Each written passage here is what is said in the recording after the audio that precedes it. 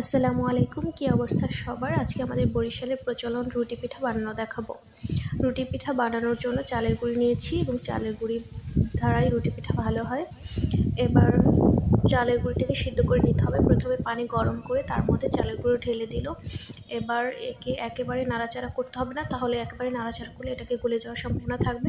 তাই অল্প অল্প করে সিদ্ধ করার মতো নাড়াচাড়া করতে হবে। যখন হয়ে যাবে তখন এটাকে ভালো করে নেড়েচেড়ে এটাকে পানির পরিমাণ মতো পানি দিয়ে নিতে হবে, যাতে করে এটাকে একবার মাখা আঠালো হয়ে যায়। এই যে এভাবে ঝরঝরা হবে এবং এভাবে হলে এটাকে রুটি বানানোর ডো হিসেবে পারফেক্ট। যাই হোক, আমাদের প্রায় আটা সিদ্ধ করা শেষ। এবার এটাকে ঢেলে দিতে হবে এবং গরম অবস্থায় এটাকে মেখে নিতে হবে। মেখে বড় বড় ডো করে নিতে হবে।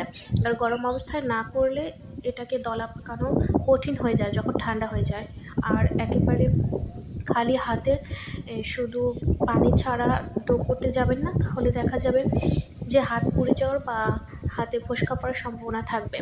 তাই অল্প অল্প পানি নিয়ে তারপর এটাকে মেখে নিতে হবে। যাই হোক, আম্মু এগুলোকে মেখে নিচ্ছে এবং এই ডোটা ঠিক এরকম হবে। আমরা লম্বাটে করে নিলাম যে রুটিটা এরকম হবে। এবার তার জন্য পরিমাণ মতো যেইটুকু লাগে আর কি রুটি বানাতে একটা ধারণা মতো নিয়ে তারপর সেটাকে শেপ দিতে হবে, লম্বা অথবা গোলাকার যেভাবে শেপ দেয়। তারপর রুটিটাকে বেলে নিতে হবে এবং এটাকে ভাজার পর সুন্দর হয়। এটাকে গরুর মাংস, মুরগির মাংস বলেন অথবা ঝোল রুটি বা দুধ রুটি স্বাভাবিক খাওয়া যায়। যেটা পছন্দ করে সেটাই খেতে পারে। আর যেহেতু এখন কোরবানির সিজন চলছে, সবার বাসায় মোটামুটি মাংস আছে, তাই এই সুযোগে এটা বানানোর জন্য বেশ পারফেক্ট।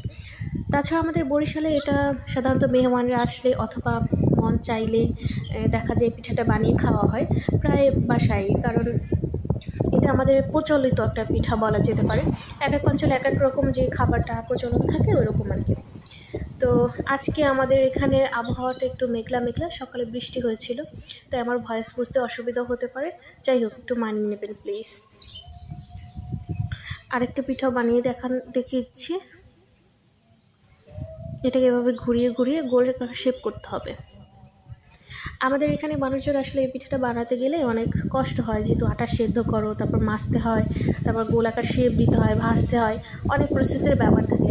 তাই বিশেষ করে আমাদের মা বোনরা বাবারাই বলে থাকি যে এত কষ্ট করে গোলাকার শেপ দিয়ে বা এত কষ্ট করে বানানোর কী দরকার, এটা তো ছিঁড়েই খাবে। এটা তো দুষ্টমি করে বলি, কিন্তু পিঠাটার স্বাদ অনেক।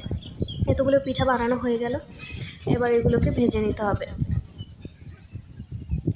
দুইটা তাওয়া দিয়ে দেওয়া হলো যাতে করে তাড়াতাড়ি হয়ে যায়, যেহেতু অনেক পিঠা ছিল।